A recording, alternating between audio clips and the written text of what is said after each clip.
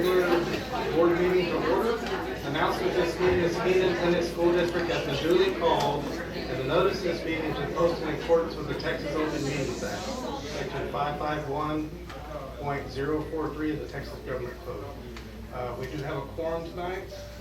Our president, Cindy Thomas Jimenez, is with us via Skype, I believe, and she is here. Absent so far is Denise Crittenden. If we would say a pledge to allegiance to our flag and our state flag, and if we could have Kaylee Estrado, Seguin High School student, senior this year, lead the pledge.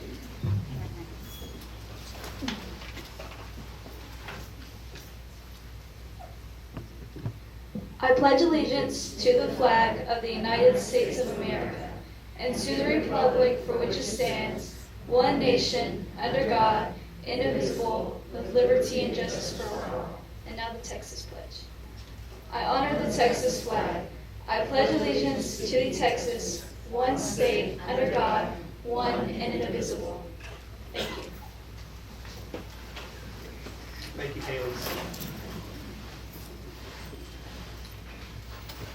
Next on the agenda is Superintendent Announcements.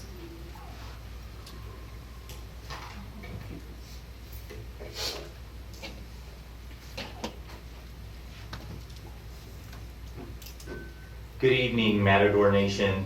Over the weekend, 5 Seguin ISD Destination Imagination teams traveled to Arlington to compete in the DI State Tournament. As a result, 3 of the 5 teams have advanced to global competition to be held in Kansas City on May 21st through the 24th. A big congratulations to our global qualifying teams. We will look forward to recognizing these students at a future board meeting once they wrap up the competition. The Seguin High School Junior Varsity Winter Guard did a tremendous job at state competition. Their first place finish included awards for Novice Champion, Outstanding Movement, Outstanding Visual Design, Outstanding Equipment, and Outstanding General Effect and Fan Favorite. We are Matador proud of Heather Brown and her students for this achievement. There is still time to register for the Seguin Education Foundation's Race for Education 5K scheduled for Saturday morning at the backyard. The proceeds will fund innovative classroom projects for our students across the district. Visit the SEF Facebook page for additional information.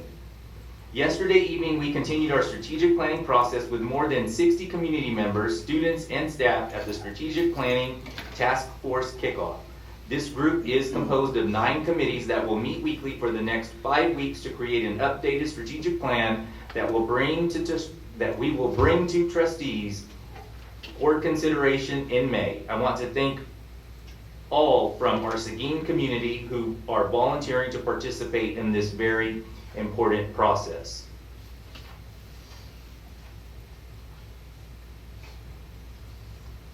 And as always, it's a great day to be a Matador.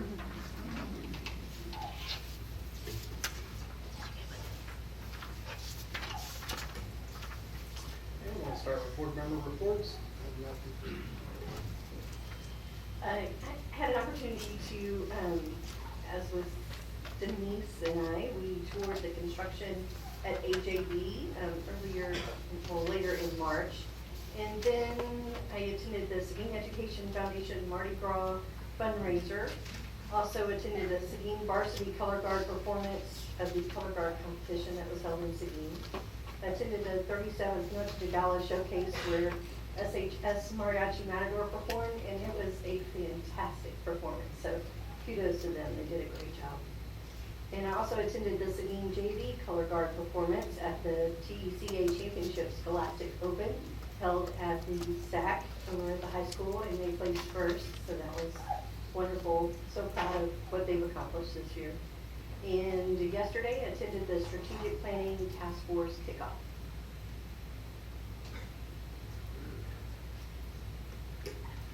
Once again, physically, I'm not able to attend many of the events, but I am there spiritually, and a lot of times I'm there with the help of technology.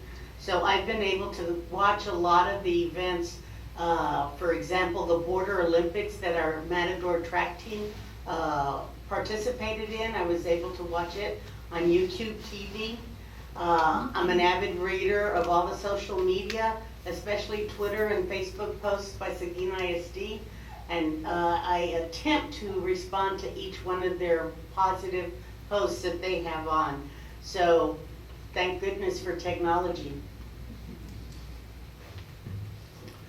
I too have attended the Seguin Education Foundation Mardi Gras, but other than that, that's pretty much it this time. I attended the Education Foundation Mardi Gras and then Noche de Gala and the tour with Linda of AJB. I got to see our choirs from SHS, AJB, and Barnes as they were showing off their UIL competition. Our Destination Imagination teams at regionals and state.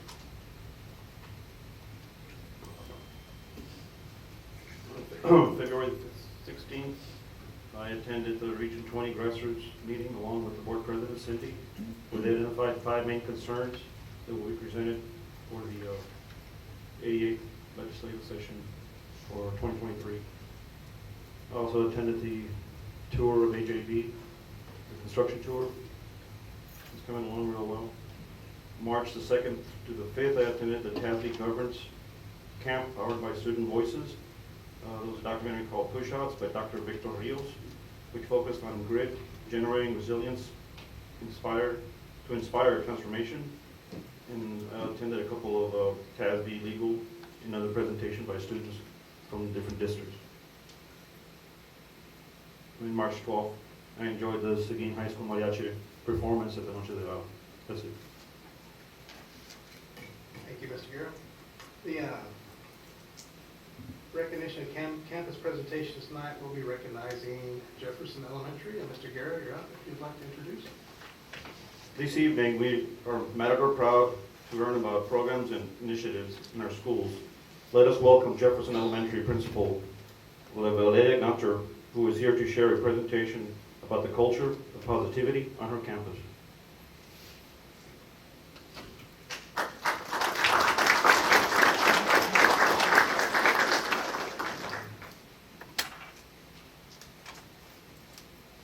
Good evening, President Thomas Jimenez, Dr. Gutierrez, and board. I'm Valerie Gunter. I'm the principal at Jefferson, and I'm excited to show you what we're doing on our campus.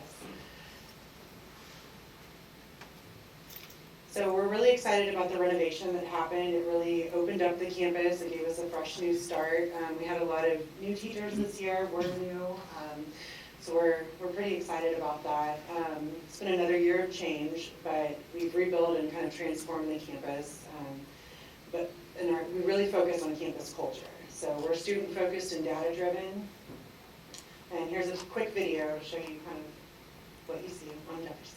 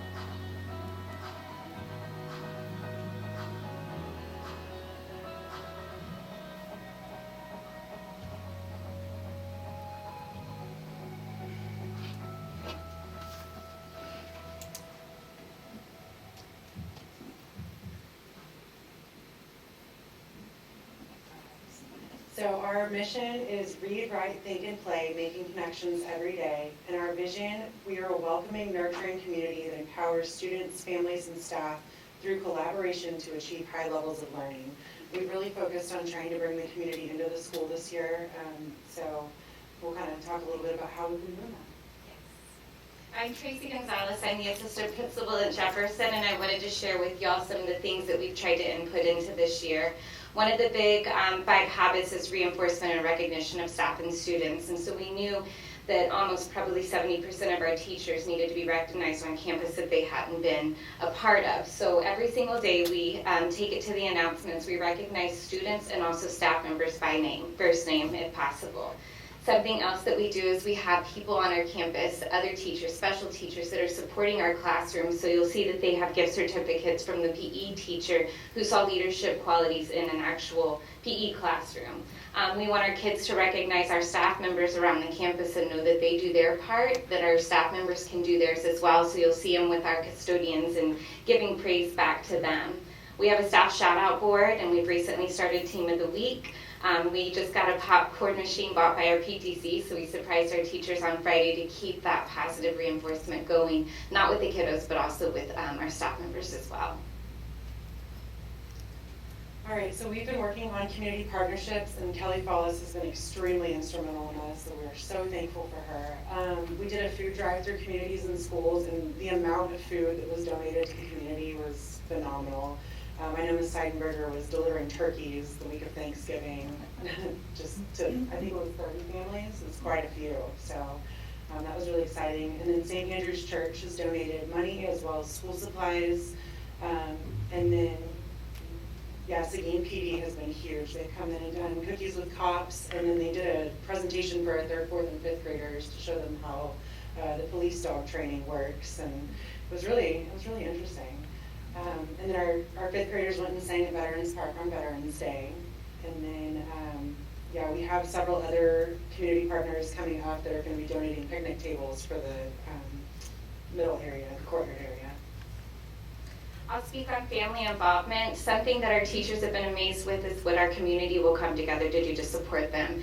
We had a bingo night at Christmas this year, and it flooded the entire cafeteria with parents. We had standing room only, and I think Ms. Gunter and I are proud to say that we had teachers tell us that they've never had that many parents show up at Jefferson in their years of experience, and that right there is what we're building.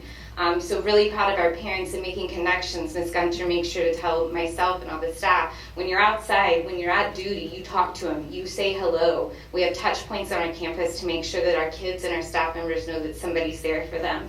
We just recently had our academic night and had an amazing turnout where our kiddos got to see our drum company perform so that they could be a part of that in 5th grade.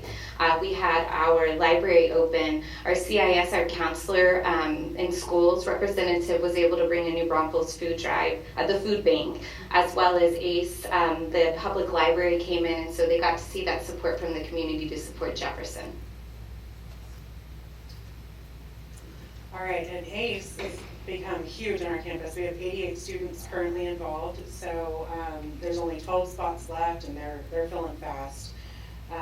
With the last parent night, we got enough to fill it, so we're kind of going down the list and enrolling kids right now. But teachers have stepped up. Our nurse does a club. We have an art club, a garden club, and the kids are just really involved. So we're pretty excited about that. There's about 12 to 15 teachers tutoring right now.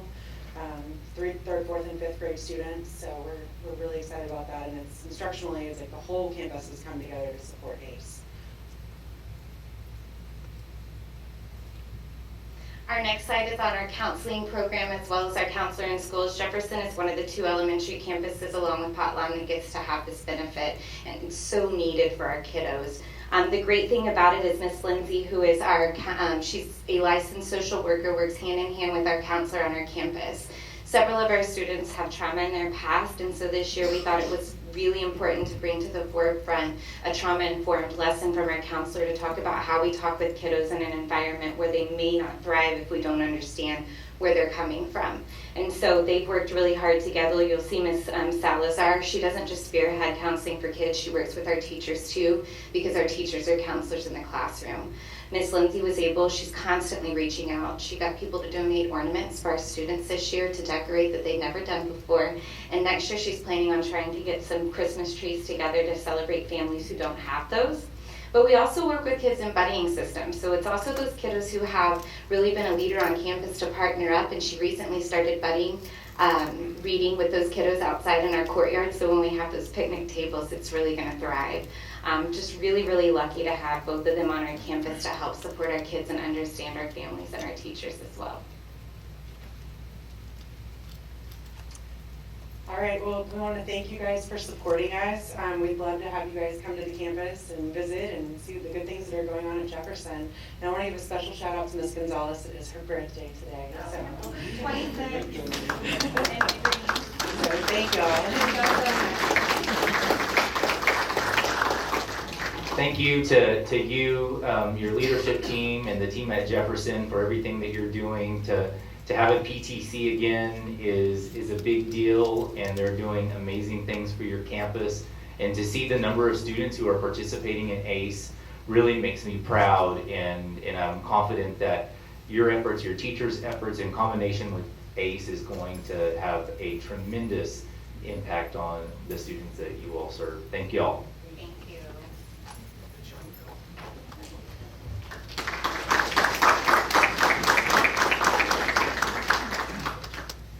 Okay, next on the list is probably one of my favorite parts of the board meeting, is Student Staff Board Community Recognition. Dr. G.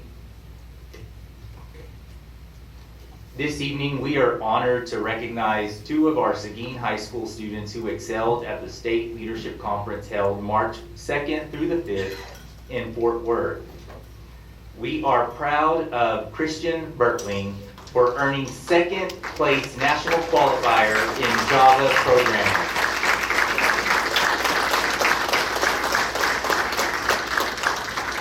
And also, this student could not be with us today, Kyle Feibig, for being named Texas Merit Scholar winner, the only student in Texas to earn this honor.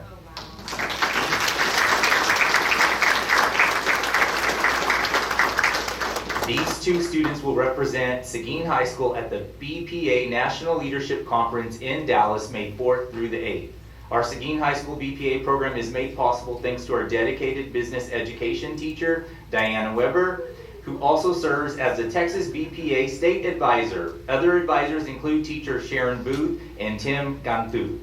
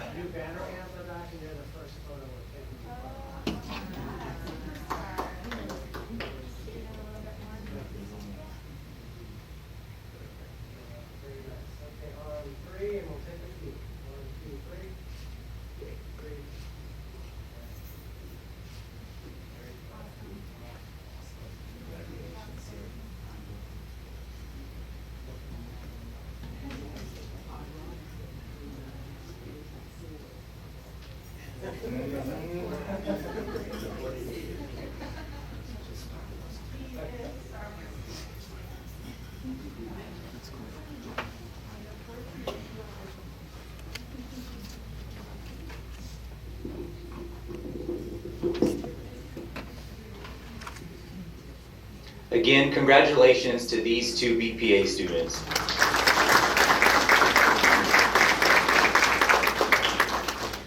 Each month, our campus principals designate deserving students who we are privileged to honor during our monthly regular school board meetings.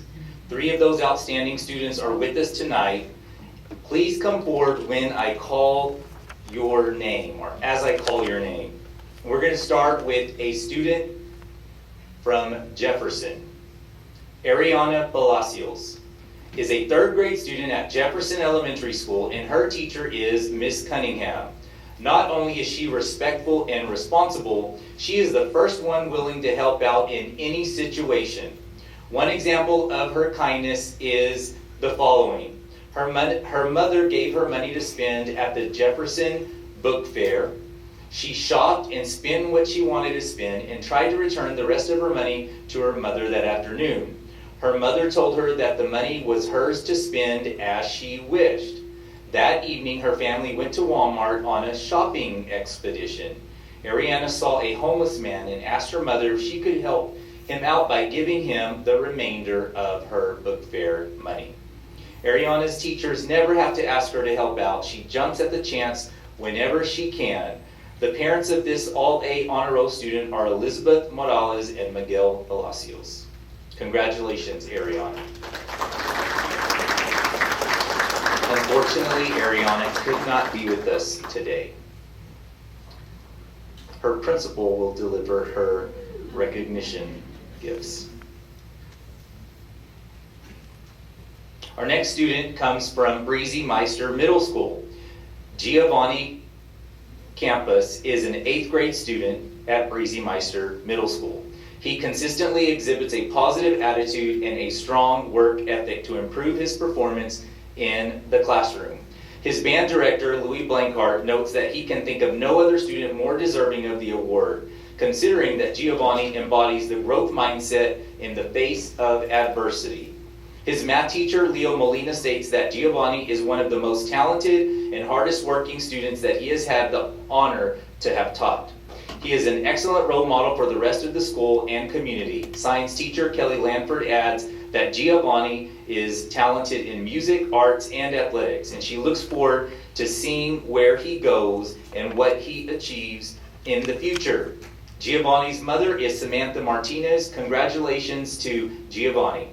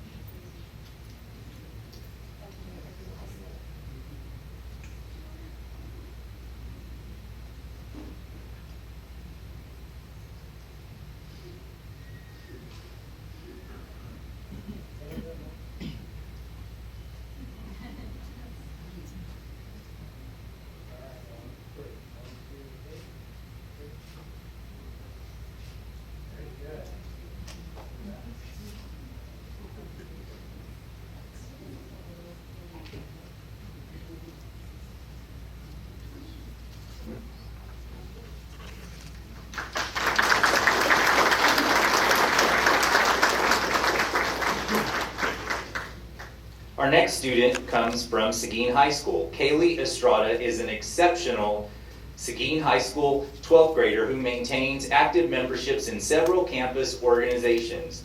When she's not tending to her rigorous academic work at Seguin High School, she is busy competing in HOSA, supporting the SHS Sports Medicine Department, and even taking time to assist our essential academic students through her work with Meet in the Middle.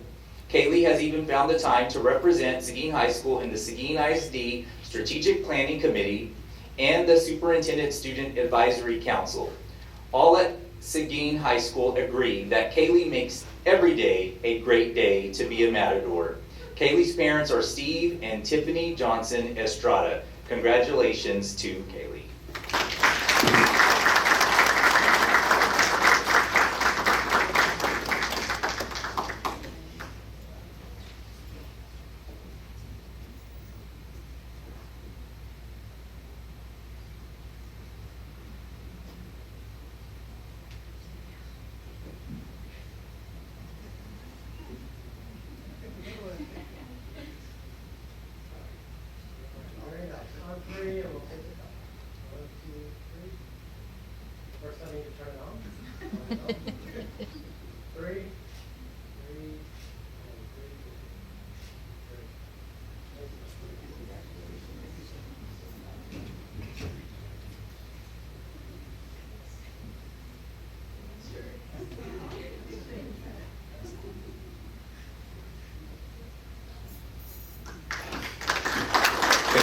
Congratulations to these 3 students.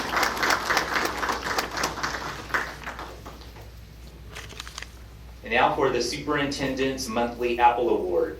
Tonight's honoree works tirelessly to help create bright futures for many of our students with special needs. She has been with the district since August of 2017 and manages a program that provides valuable services to 18 to 22-year-old young adults with disabilities.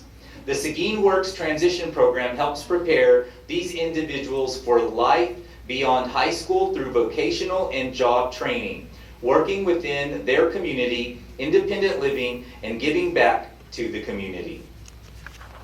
For the past couple of years, she and her students have hosted numerous food distribution events in partnership with the San Antonio Food Bank in order to provide much needed assistance to Seguin area families.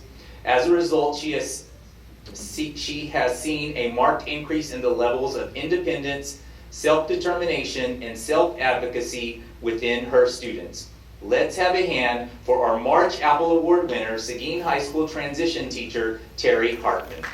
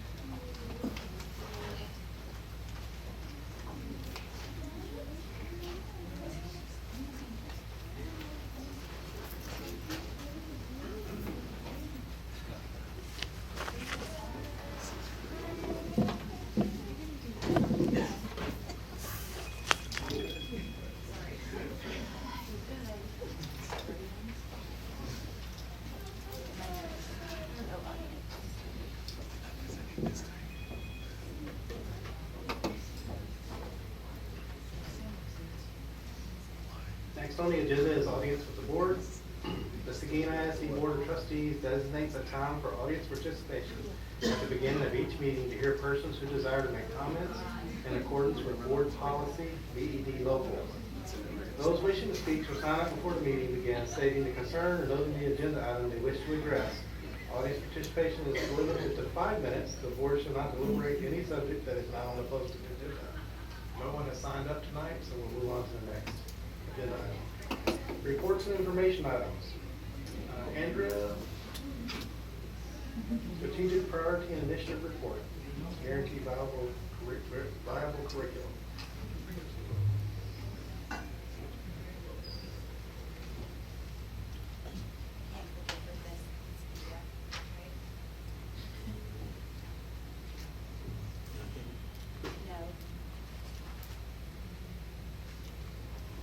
Good evening, President Thomas Jimenez, Dr. Gutierrez, and the board. Tonight we're going to talk to you about one of our strategic priority and initiative reports. No, it's still being oh, there it is. Oh, okay, thank you. So as you know, we come to you every month to discuss our strategic priorities. We will be talking about improved student learning through improved student practice. Put it to the next slide. So one of our board goals is to develop a guaranteed and viable curriculum. What is a guaranteed and viable curriculum? It's making sure that we have curriculum resources that every student has access to and will have equal opportunities to learn our standards. If you'll click to the next slide. And then this is just our annual report time of when we will present these reports to you all. And we are going to discuss today high quality instructional materials. We have been talking a lot about guaranteed and viable curriculum. Again, that is just providing the opportunity to have all of the resources that our teachers need for our students to learn at high levels. So what TEA is presenting us with now is something called high quality instructional materials, also known as HQIM. We will be discussing this further in the upcoming years as we are adopting several of these resources to utilize with our students. Why are we going with TEA's high quality instructional materials? Because it ensures that all grade level standards are covered. It's evidence-based, it's been highly researched, supports all learners, so it has scaffolds for our emergent bilingual students, our special needs students, everybody from all spectrums. So we like that. It enables frequent progress monitoring and implementation supports for teachers, which we will get into on the next couple of slides. So why is this important for kids? It allows students to engage more deeply and meaningful with our specific standards. Additional learning for students. So these resources come with differentiated models. So if I need to dig deeper into the standard and provide my students with additional learning, it has additional resources for our students. If I need to take this standard a step further because my students understood it the first time I gave it, it gives us additional resources to do that. So really a broader scope of curriculum. Have larger, more cost-effective impact on academic outcomes. So it's, instead of purchasing something from this company, and this company, it's all in one. Next slide. And this one, even more important, what is this impact for our teachers? They will spend less time on building lessons and assessments from scratch, which you all know that we have talked about that for the last 2 or 3 years, talking about how we are creating lesson plans. Teachers are meeting in PLCs, digging deeper into lesson plans. Instead of creating those from scratch, the curriculum will come with what is, could be a bad term to teachers, scripted curriculum, but it also has autonomy for teachers. When they go into PLCs, they will have a starting point and be able to dig deeper and differentiate for their own classroom. They're not starting from a blank page, if that makes sense. They won't be having to spend time on Teachers Pay Teachers and looking on the internet for additional resources because the high quality instructional materials will have several different avenues and lanes for them to go to. So they are really picking and choosing from this resource instead of having to go all over the internet for it. This will then give them more time during PLCs to really differentiate those lessons and activities for our learners and look at progress monitoring. Teachers' time is extremely valuable, and we know that, and we want to be able to provide them with as much support as possible so that they can do what we're asking them to do, and that is to teach each and every one of our students. And so having high quality instructional materials is just beyond important because it makes their job just that much easier, and anything we can do for them is we're going to try our best to get there. Next slide. So this year we have started high quality instructional material using these with our 6th grade math. It's a math pilot, Carnegie Math. We've also implemented that with blended learning. The additional support for teachers, monthly planning. So all 6th grade math teachers meet here with our math coordinator, and they go through each and every lesson for the upcoming month. Now, the lessons are already written for them. So what does our coordinator do? She facilitates the conversation. Okay, so day 1, it says we're going to do blah, blah, blah, blah, blah, right? And then she talks with them about it. Do we need to change anything for our students? Do we need to add anything for our students? Okay, you two look at day 1, you two look at day 2. In 20 minutes, we're going to practice. So now they're actually rehearsing those lesson plans in front of each other to provide that feedback on things that they could change and whatnot. We've also had some parent nights at each campus to just introduce this new learning. In the spring, we are going to pilot this, and we've already started. 7th grade all the way through Algebra 1. Next year, the expectation is 6th grade through Algebra 1 will be using the Carnegie Math HQIM. If you'll go to the next slide. And then what are our next steps moving forward? We're going to continue to focus on pacing of lessons. We know that it's important for our students to continue to grow in their math fluency. And so one of those, how we do that is pacing of our lessons. So we're not spending 45 minutes on one question. We're effectively pacing our lessons for our students to continue to increase that level of understanding. We will be implementing our new Carnegie math materials. And then this summer, we plan on doing a blended learning PL, logistics and implementation, and then continue with the grade level planning days, 6th grade all the way through Algebra 1. Any questions?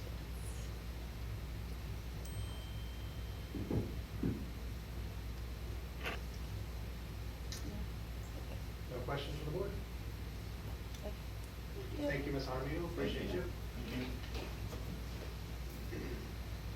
Next on the agenda is the Seguin ISD 2021-2022 Annual Staffing Report provided by Ms. Cindy Moreno. Good evening, President Thomas Jimenez and Dr. Gutierrez and the board. We're back here once again to discuss our staffing report for the year. The purpose of the staffing report is to provide to the Board of Trustees an overall snapshot of personnel. So we look at gender, race, ethnicity, just the basic demographic information, the number of employees we have in professional and paraprofessional positions by department and also by campus. It is a 33-page report, which I'm going to save the audience. We're not going to go through all 33 pages, but that just kind of narrows it down for the board so they can see each individual employee. It's unmasked information. But some of the things I did want to focus on was looking at the overall district staff summary.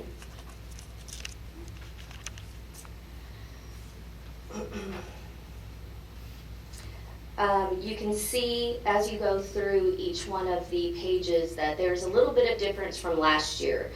Student Services is now a standalone section. Before it was kind of nestled underneath technology, but now we have Ms. Biddings, who is a chief of her own department, so we have that information separated.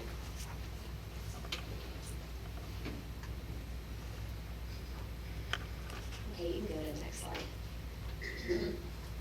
So you can see our demographic changes over the last year. We haven't had too many changes. We've seen an increase overall in both African American and Hispanics in professional positions at each campus. There's been a slight decrease in total African Americans, but not really a change in Hispanics for paraprofessionals since last year. Is that a page that we have in our, that you gave us? Mhm. It should be page almost to the very end. It's going to be the top of 32 and the top of 33. You can go to the next slide. And the next one. So as we keep with strategic priority number 3 in mind, here's some specific actions that we can focus our efforts towards. We need to attend more Texas universities with a greater number of multilingual candidates. As you know, finding bilingual teachers is extremely difficult. It's like finding the unicorn. But literally, as we are speaking, Ms. Murillo is in the Valley, and she's attending all this week several job fairs. She's attending Texas A&M Kingsville. She sent me a picture with the mascot today, so she was with the javelina. And then Texas A&M Corpus Christi, and she's also going to be going to UTRGV in Edinburgh and Brownsville. So she's got an action-packed week. We also need to customize our marketing efforts. We just finished up a pamphlet that we'll be handing out to prospective candidates down in the Valley, just giving them more information about Seguin and what sets us apart from everyone else.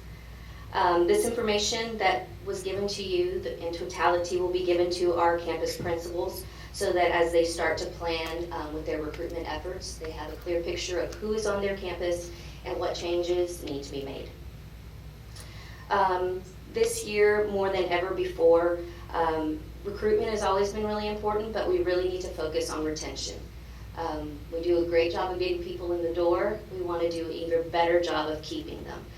The people that are effective, people that are making meaningful change in our campuses, those are the people we need to hold on to. And so as we continue those conversations in the strategic priority planning that we've been doing, we did that last night, and I've already got a lot of great ideas from the people in our group, so I'm excited about that. But some of the things we really need to focus on and explore as a group and with the superintendent leadership team are exploring competitive increases in our hourly positions for our paraprofessionals.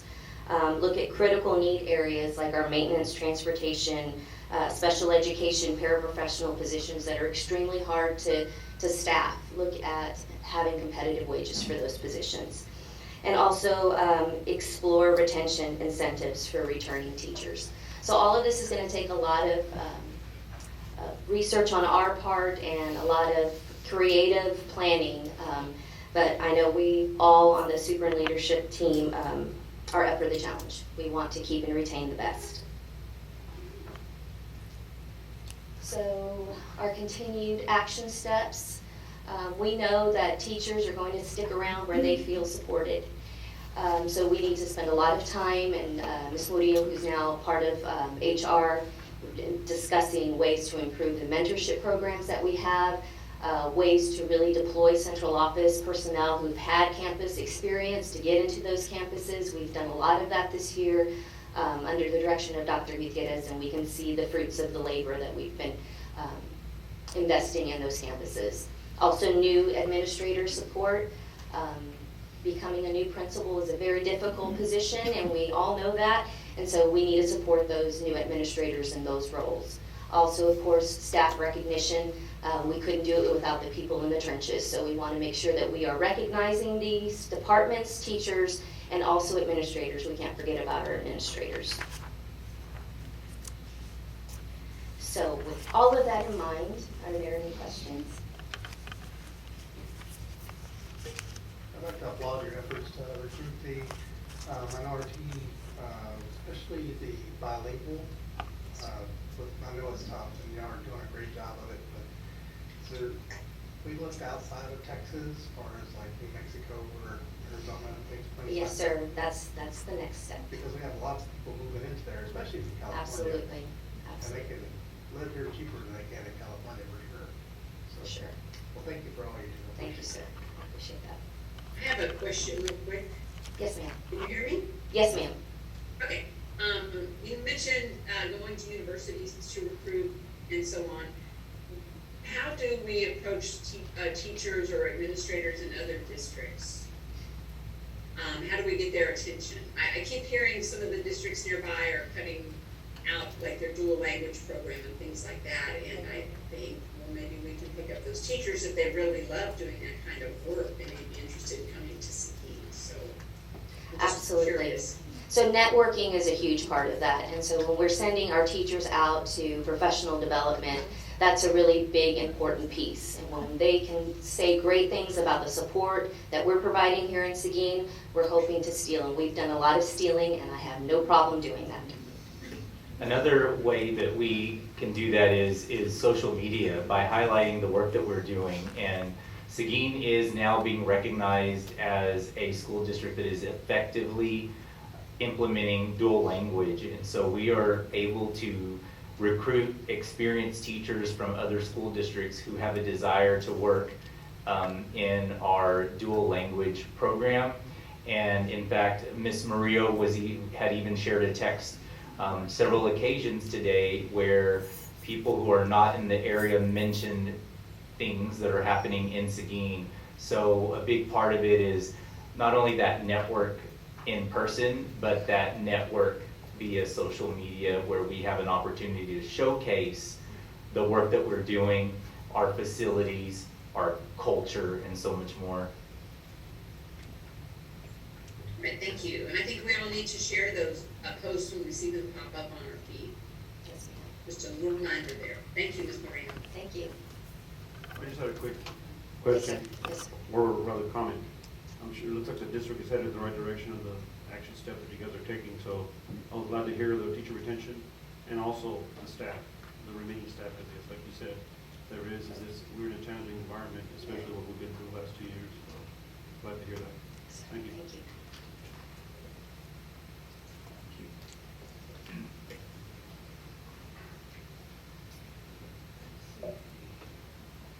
Okay, next up is Bond 2019 Project and Facilities Update. So we'll have Mr. Robin and Bill come up.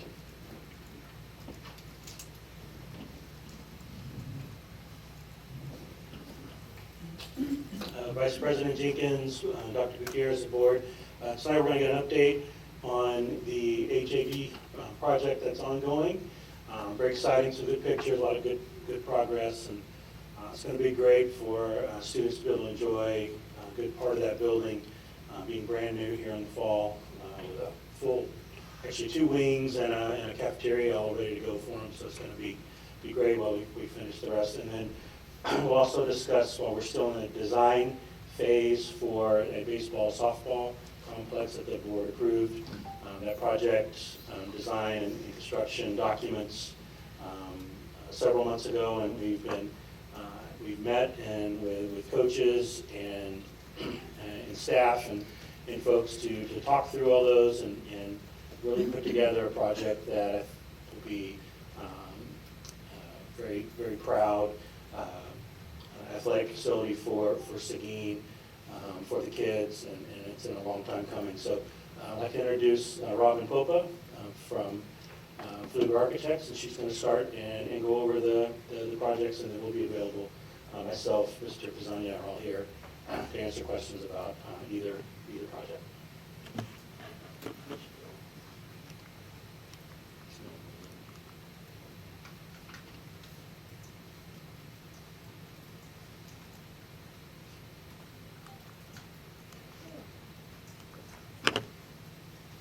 Thank you, Bill.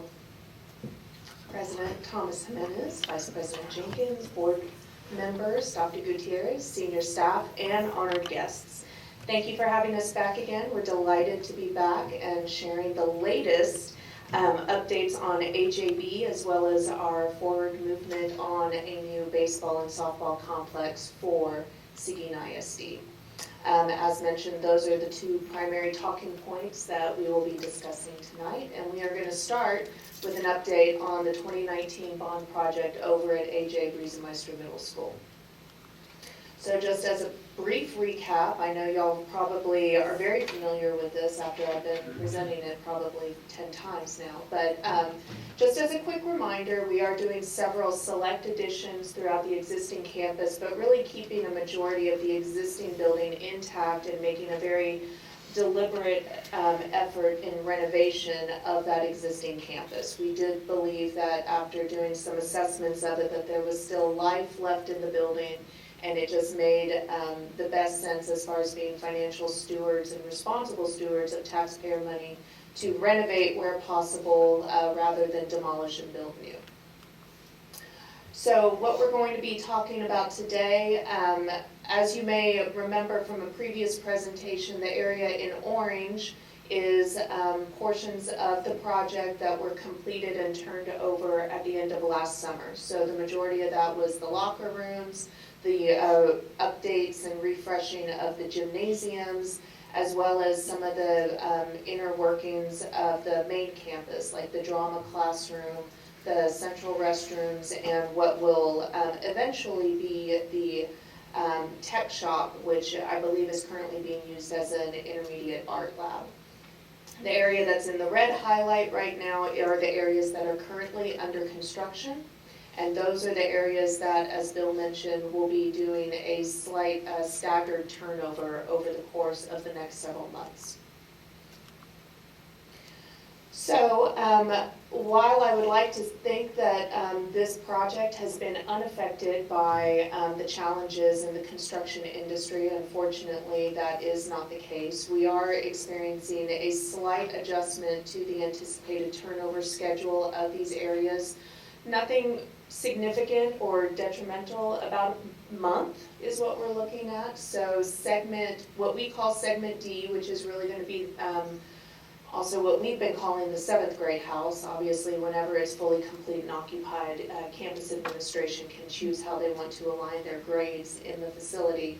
But what we've been calling the 7th grade house now has a target completion of May of this year.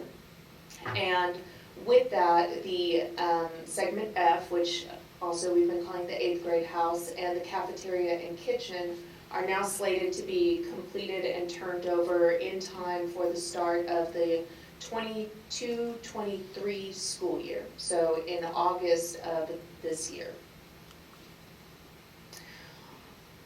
Pending those items being complete, this is going to be a very busy summer as well, not just with that classroom wing and the cafeteria and kitchen, but everything that you see in yellow is also on the contractor's docket for work over this summer. So that would be the renovation and reconfiguration of the fine arts wing and the conversion of the existing science labs into special education and CTE spaces.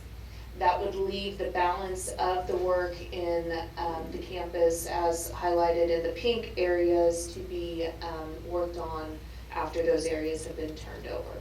And so that comprises the front administration wing, the new library, the what we've been calling the 6th grade house, and the recapturing of what is the temporary library space into CTE classrooms. So just a quick couple of photos about current construction status. The top 2 photos, I think, give a really good glimpse as to what the new refreshed exterior is going to look like. And I know it may be a little hard to see on the upper right corner photo, but that really gives you an idea of what those new materials up against that existing AJB tan and yellow stucco looks like. So that entire school is going to have a new look with that kind of reddish and dark brown, almost black brick. And so not only will they be transformed on the inside, but the exterior is going to get a pretty significant facelift as well. Inside, the 7th grade house is the one that's furthest along, and so what you'll notice is that they're in the tail end of completion on that wing. We have ceiling grid going up, lights are in, finishes are being applied. We are still waiting for flooring, and then once the construction part is complete, then the furniture will start arriving and being installed. I always love these kind of photos, so you'll have to indulge me here, but if you'll remember back when we presented the design, we had several renderings about what we envisioned the space to look like, and so I think it's really great when we can show a rendering and show that the reality is in fact matching what the vision was. The 8th grade and the central corridor is obviously just a little bit behind, but you can start seeing that, the central collaboration space in the 8th grade house is taking shape. That central corridor is going to be nice and wide and have a lot of natural daylight being brought in, which is something that I think we can all agree that the existing campus was lacking, just kind of a reminder of what conditions outside are like. The cafeteria and kitchen is the next phase that will be turned over. These were all pictures that were taken March 18th, and even just in a week, flash forward to March 25th, you can see that there's a lot of progress that can be made in just 7 days. Some of the other final things that I'll highlight is we are starting to get going on the exterior marquee that will greet visitors when they enter the campus. If you've had an opportunity to drive onto the campus, we've talked about the fact that the parking lot and the queuing line has been complete, and from my understanding is functioning quite well and addressing a lot of the traffic concerns that happened on Court Street during parent drop-off and pickup times. The other thing is that in the locker rooms, the new lockers have arrived and have been installed. So we are on target for the entire project for completion by summer of 2023. We are right now sitting at about 53% complete. That is 53% as of the contractor's payoff. So as far as what they've been billed, as far as materials and labor on the project, they are saying that they are 53% through the project. Contingency, we have spent about 45% of that contingency, and so we feel very comfortable and confident that that is a good place to be sitting at this point in the construction period. Are there any questions on AJB? Yes? The diagram that you showed earlier, what's that last piece that's gonna be done September 2023? It was like slide 10. Go with that. It's gonna be the last, I just wondered what that piece was gonna be. Yep. Yeah, that one, anticipated completion summer of 2023, upper left hand.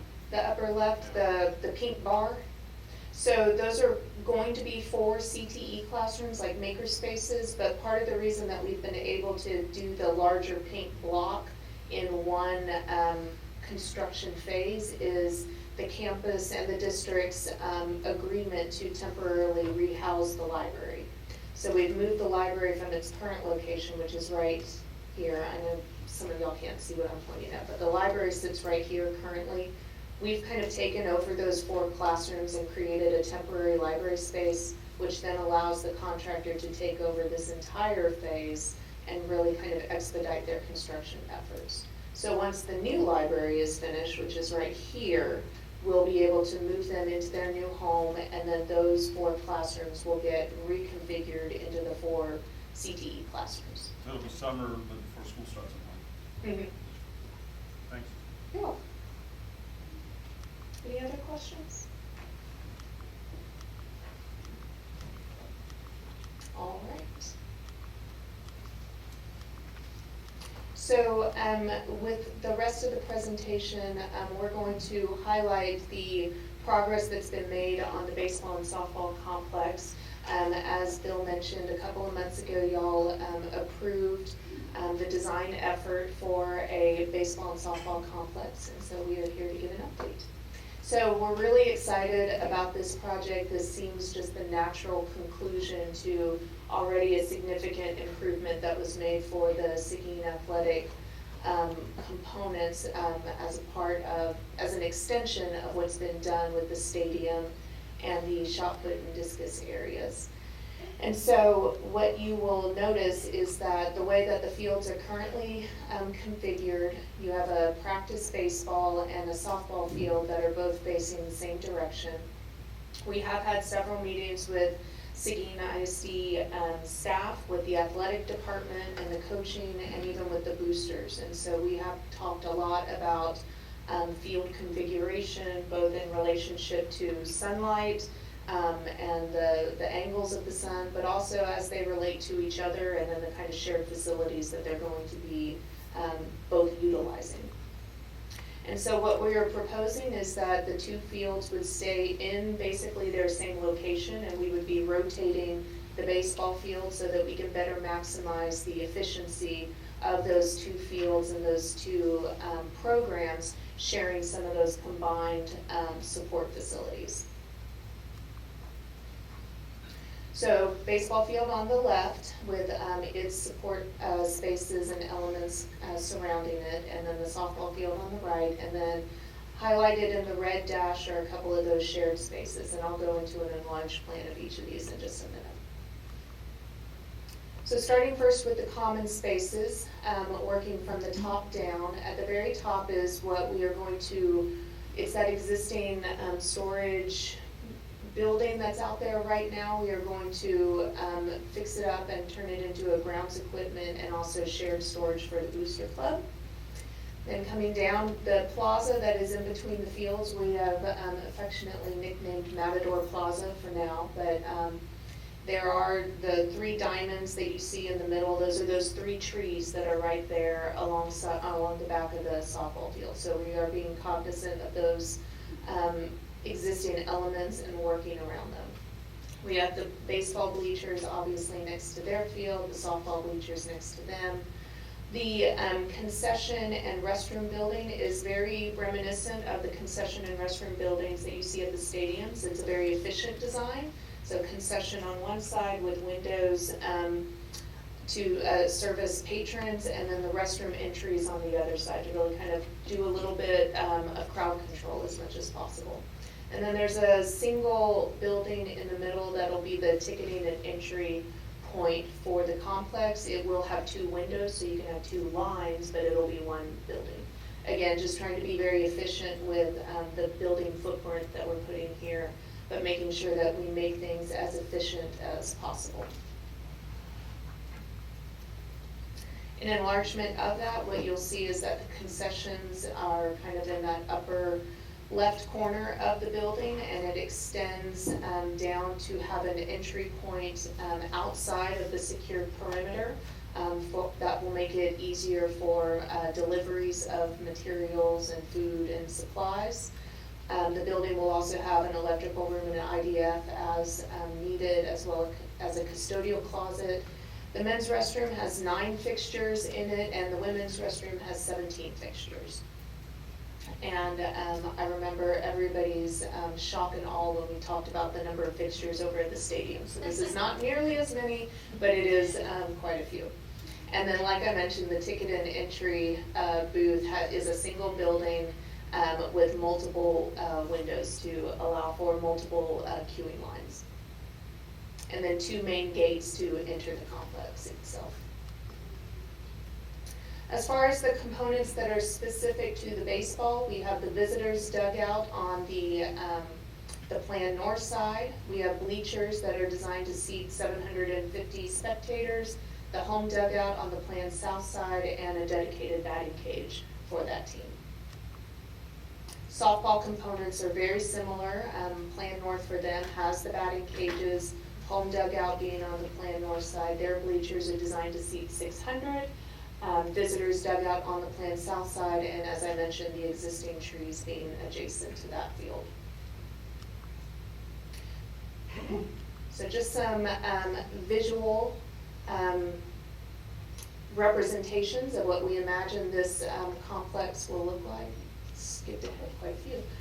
The main entry, when you come in, those are those windows at the ticketing, and then the 2 gates that are off to the side. So it has a feel that's very similar to the stadium. Again, kind of reinforcing that this is meant to be an extension of the athletic complex that was started with the stadium and the shot put and discus areas.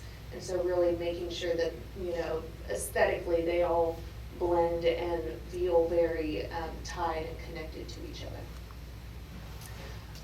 Another view, kind of looking at it from the side. I know this image is a little bit dark, but you start getting a feel for the space that is in that Matador Plaza and the amount of space that is between the baseball bleachers and the softball bleachers. So still quite a bit of space, enough for some mingling around of people, especially if there happens to be concurrent games going on. There's a lot of opportunity for just small gatherings. If you went further up into the complex and turned around, that's the back side of the ticket booth that you see over on the right side of the image, and then the softball field is what takes up the left side. Those large balls in the middle, what we're envisioning is that they're somehow etched or colored to represent baseballs and softballs. And we're trying to find lights that look like bats, but we're still hunting for that. The dugouts were requested to be a recessed dugout. So we are making design strategies and decisions to implement that. Obviously in this area we have to be very cognizant of drainage. So that's one of the things that we're paying very close attention to with a sunken dugout. And that'll be the same on both fields. This is a view of the baseball field if you were in the bleachers looking out. And then if you were in the bleachers of the softball field looking out. So you'll see all of their infield has the dirt, whereas the baseball, it was more around the running path. Bleachers will be very similar between the two with just a differing capacity between baseball and softball, but both of them will have the same elevated bleacher configuration and a small pre-manufactured press box that is assigned to each field as well.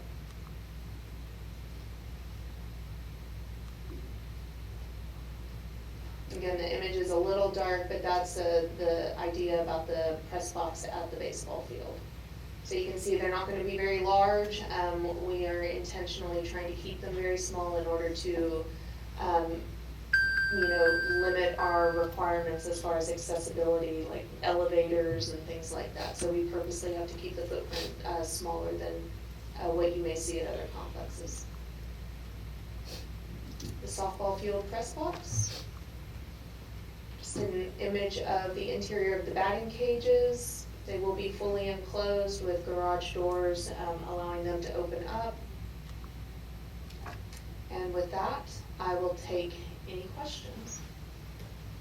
Well, actually, really quick, I'll just jump in and say, you authorized a design process based on a project of $7 million, and that's where we are steering the design towards. Obviously, we will be discussing this project and varying questions of scope development with the staff as well as with the long-range facility planning group, and ultimately that may change. So we will make that decision as a team with a lot of input from that long-range facility plan, because the idea is that this project will be bid ready should the district decide to go forward with a November bond.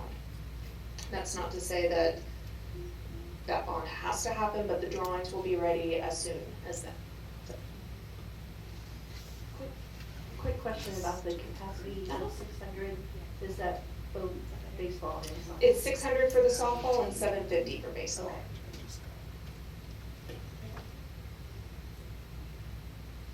Another question, between the backstops, is there a walking area? I was trying to figure out if there's a walking area between that and the bleachers.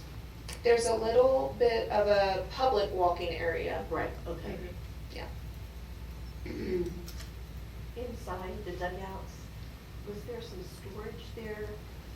Yes, so each one of those dugout buildings has a storage component that is with it. In fact, the floor plan, I think, shows that. Let me pull one up. So it'll have a ramp that goes down and a doorway that accesses into the dugout, and each dugout has a dedicated storage room. So in the dugouts, you mentioned water going into when it rains a lot. Do they use like a sump pump to take it out, or is it a collection? A lot of that will just depend on what the elevations are from the drainage pipe into the discharge zone, whether that's street gutter, whether it's an underground storm sewer, or whether it's a water quality basin. If the level of that discharge is higher than the exit point from the dugout, then yeah, we have to look at pumps. And we try to avoid that at all costs, because then you're relying on a working pump or a pump that has power. Yeah, and it becomes another maintenance thing. You're absolutely right, yes. So we try very hard to make sure that gravity works with us, yes. Am I correct that the visitor and home, they're flipped from what it is right now in our softball complex now? Are they flipped? No, just now. I don't think so. That's up. No, it's the same. It's the same, okay. At Smoky, Baseball is flipped because home dugout is first base. Coach picked that. Yeah, coach. Coach picked the side. And what I will say is that size-wise, they match. So home versus visitors. So if there was a decision to change, there wouldn't be any sort of issue with that. No issue, just a question. That's right. And we also put the batting cages on the home side so they can access the bullpen all through the batting cages and into the field. Yeah. So it's right there, and then right there.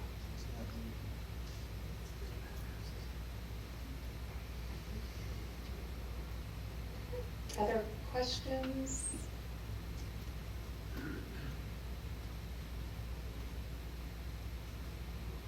So we are proceeding forward in having design meetings with our consultants. We have met with various specialty vendors such as Field Turf, who manufactures a lot of turf, but also fencing systems related to sports fields. We've met with the scoreboard folks. We're trying to just keep a very close eye on what the current market is doing with those particular systems and those particular niches within this kind of very specialized type of construction. How long will it take to build once construction starts? Gosh, We're looking at, within 12 months. yeah, a year at most. Now, the caveat to that is like, if all of a sudden there's some crazy lead time on chain link fencing, that is of course obviously unforeseen, but on average, it shouldn't take probably 9 to 12 months. So when this was designed and we had given a direction of $7 million for both fields. Yes. So you stayed within that range. We are laying everything out with the expectation that everything will be within that $7 million, yes. So any other additions would go over that? We would have to look and see, we may be able to add scope or increase quality on some things, but we may be able to kind of buffer that differential by reducing something. One of the things that we've talked about a lot is the parking. So, in fact,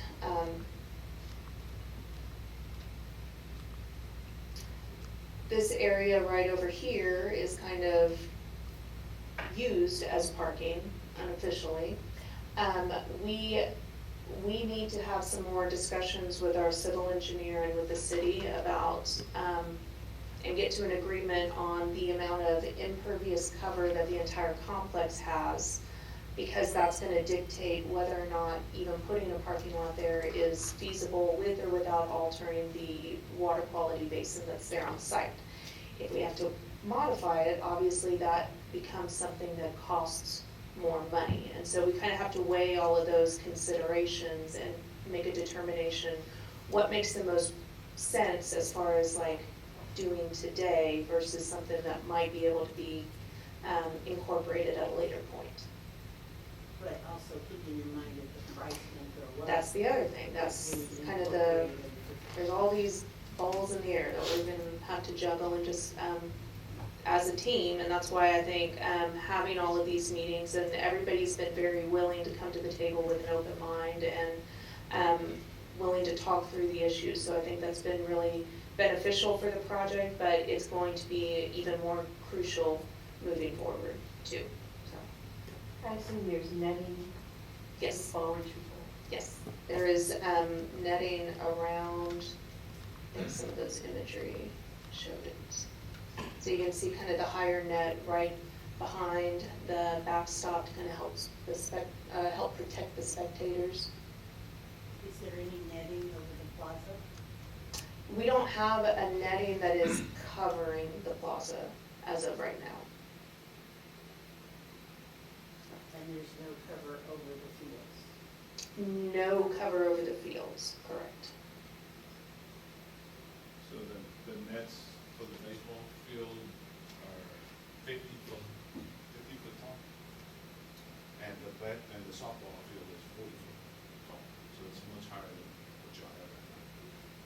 And it's continuous netting, no posts behind hold them up. It's all post tension cables, just like you would see at a college professional ballpark. There's a, President Thomas Jimenez, there's a 50-foot tall net behind the baseball and a 40-foot tall net behind the softball. I don't know if you could hear him. And they're both artificial turf?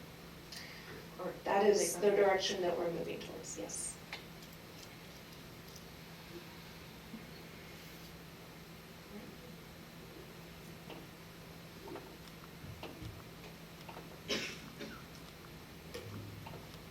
No other questions? Thank you, Ms. Volko. Thank you.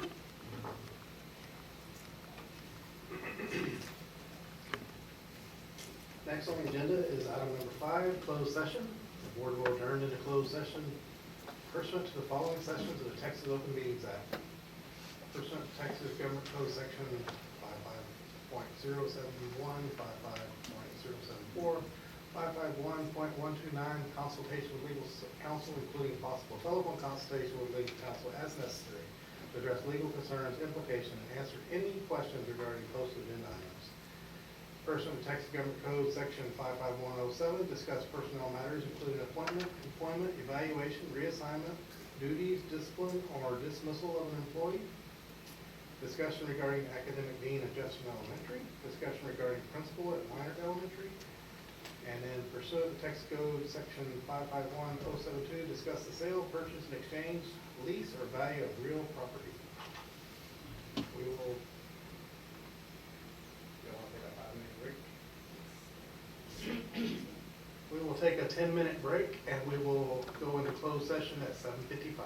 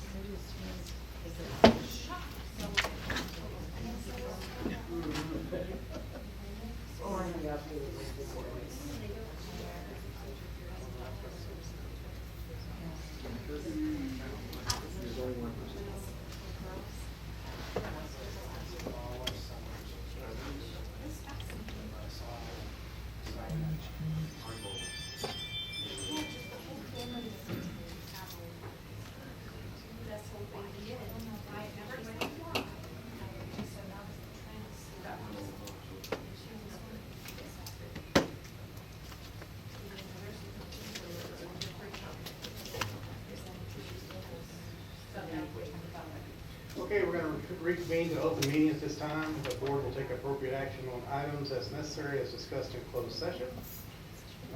Possible action on professional personnel, including appointment, employment, evaluation, assignment, duties, discipline, or dismissal of a public employee. Possible action to select academic dean at Jefferson Elementary. Possible action to select principal at Weiner Elementary. Any motion? Mr. President, I make a motion that we accept Cindy Perez for the academic dean at Jefferson. Is there a second? Second. We have a motion by Mr. Guerra and a second by Ms. Moreno. All vote. You sign.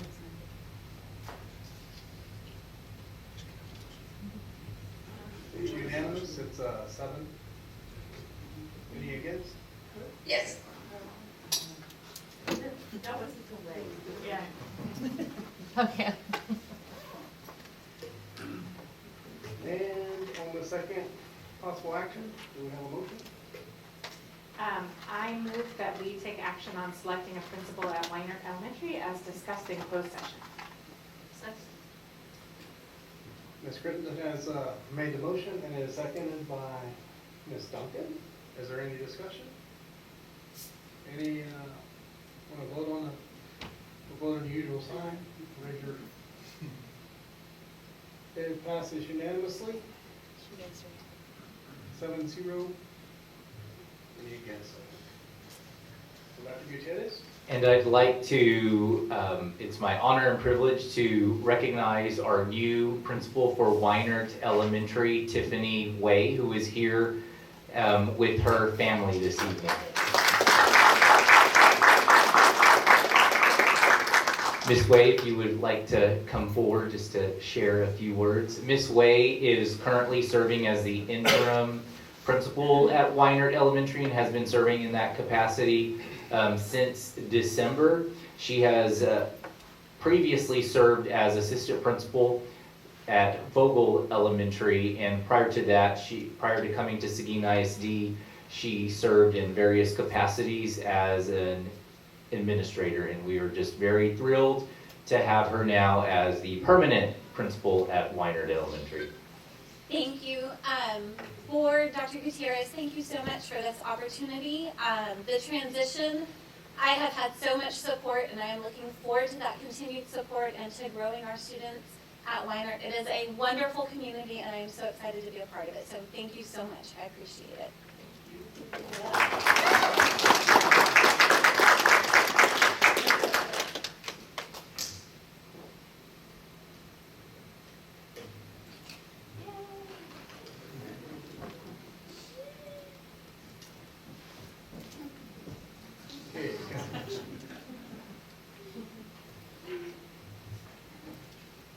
Item 7, consent agenda items. To consider and possible approval as applicable. Policy E local states that the consent agenda shall include items of routine and or recurring nature grouped together under one action item. All items shall be acted upon by one vote without separate discussion unless a board member requests that an item be withdrawn for individual consideration. The remaining items shall be adopted under a single motion and vote as applicable. Does any board member have any items they would like to remove to be voted on, discussed? If not, do we have a motion? Mr. Amador moved to approve. I'll second. Ms. Duncan has seconded. We'll vote to approve the consent agenda items. Vote to raise your right hand to vote. The vote is 7-0. No nays. The item is passed. Action items. Consider appointing a budget committee for the Board of Trustees. Mr. Gilbert, you're up.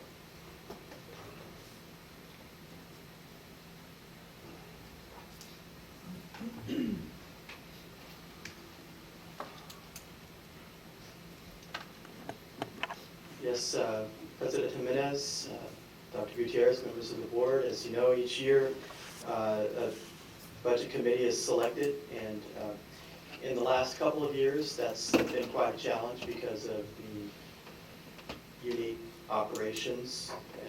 But this year we anticipate that we'll go back to our traditional once-a-month meeting with the committee members.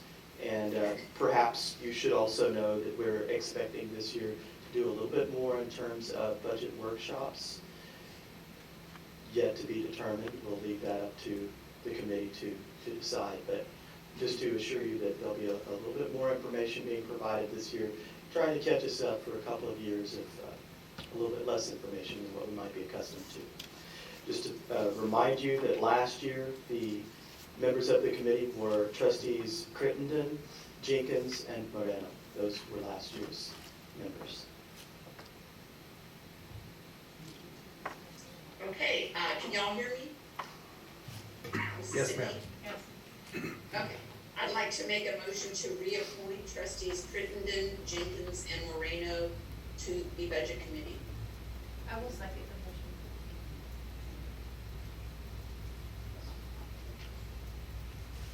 There's been a motion by President Thomas Jimenez to have a second by Ms. Duncan.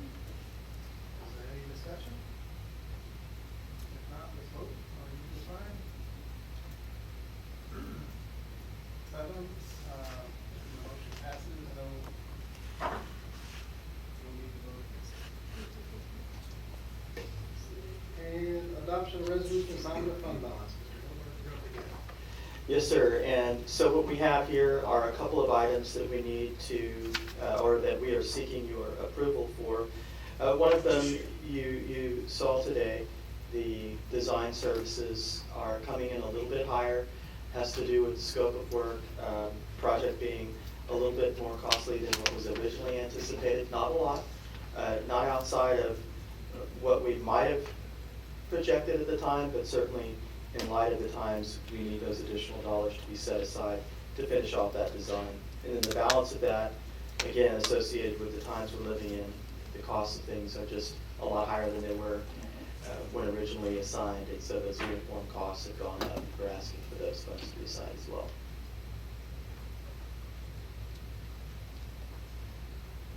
Mr. Hilberg, if you could remind us when the last band uniforms were purchased, what year? So this is actually an extension of the previous purchase, and Mr. Lewis, you may be able to step in with a little bit more background on that, but it's my understanding that these were previously assigned, but the full purchase was not made until recently.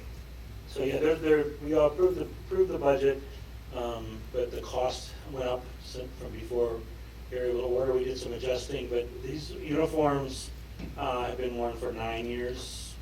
And so it's usually 7 to 9 as your number, so that they've gotten full life. The new uniforms are going to be a little more, they're going to be really nice, but they're going to be a little more flexible. Things can come on, off, and you can purchase other pieces or some things that are going to make them a lot more flexible. They kind of follow more with more up-to-date, modern marching band style uniforms that fit today's marching style. So very, very nice. We actually even went in and cut back on a few just to not make the price too much more higher, but we're buying plenty to staff our band and have additionals for growth. So we have a good plan. I was going to ask that. What is the potential for growth? Yeah, we're buying I forgot, 15% over or something like that. We're buying like 20%. We're buying at least 15% over. So they're very happy with it. They're fine with the numbers. Everybody's good with the numbers. So all this came from the band and Mr. Tejas and Mr. Adams made these recommendations. So. Any other questions? Do we have a motion?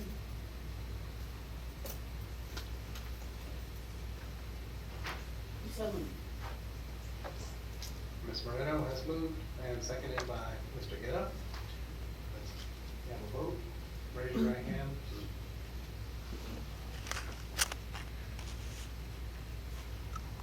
Cindy, I didn't see you. Yes, I hear it. We pass it 7-0. Thank you. Personal action, professional employees. Ms. Moreno, you were up.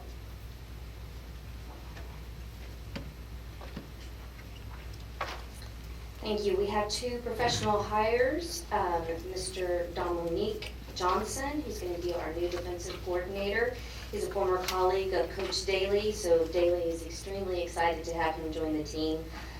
Mr. Johnson has a master's and anticipates to have his second master's of education and educational administration in May. He has 4 years of NFL experience, so we're very excited to have Mr. Johnson join. And then, of course, Ms. Bettis will be the new academic dean at Jefferson Elementary. Below, you'll see resignations and retirements for your acknowledgement. Any board members have any questions at this time? I just want to make a comment that I appreciate those who are retiring after the end of the school year. It looks like 50% of these are a little over 50%. And there are quite a few that are just up and leaving. So I do appreciate those that are sticking to the end of the school year of their contract before they move on to other pastures. So that's all.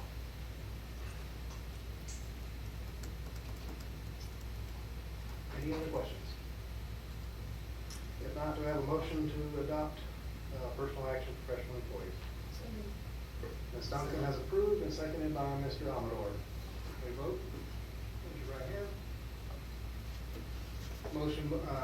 Motion carries 7-0.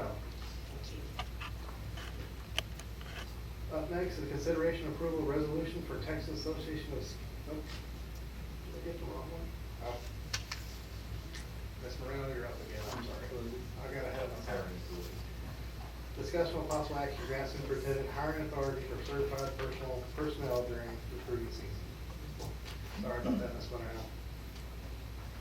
Got ahead of myself. Yes, sir. 'Tis the season for hiring, so we would ask that you please give Dr. Gutierrez final hiring authority for all contractual personnel beginning April 1st and ending on August 31st. Any questions for Ms. Moreno? Hearing none, do I have a motion to approve? Ms. Crittenden has the motion and Mr. Elmore has a second. We have a vote to approve. Raise your right hand. The motion carries 7-0. Thank you, Mr. Manal. Sorry about that. Consideration and approval of resolution for Texas Association of School Board Superintendent of the Year nomination. Mr. Cantu and Cindy.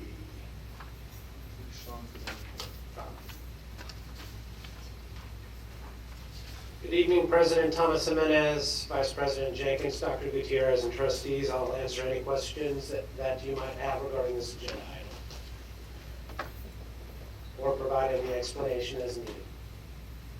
I'd like to point out that Mr. Hoffman and I had worked on a letter last year, and we're going to be revising that and forwarding it, should this pass, we'll forward that to the rest of the trustees in the near future. Mr. Cantu has been instrumental in helping assist with the nomination packet, and it's real close to being ready for submission. When is submission date? April 22nd.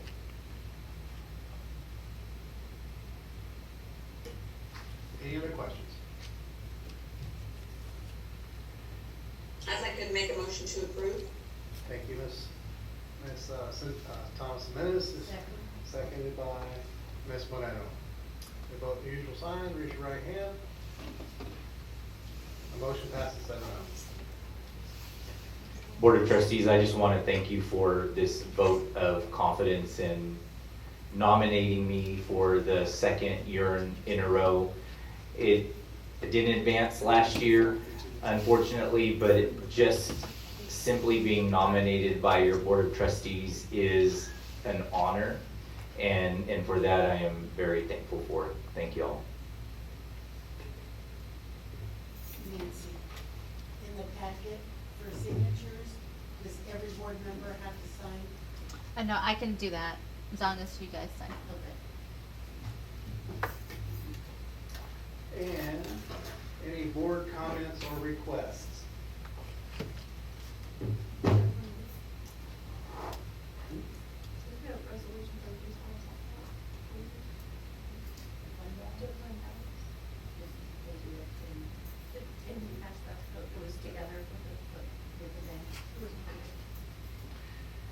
Hearing none, do I have a motion to adjourn? Mr. Amador moved to adjourn. Mr. Guetta seconded. Vote to pass the motion. Raise your right hand. It all 7-0 passes. And thank you, Ms. Thomas Jimenez, for being here tonight via Zoom or Skype. Thank you for running the meeting. You're Appreciate welcome it. anytime.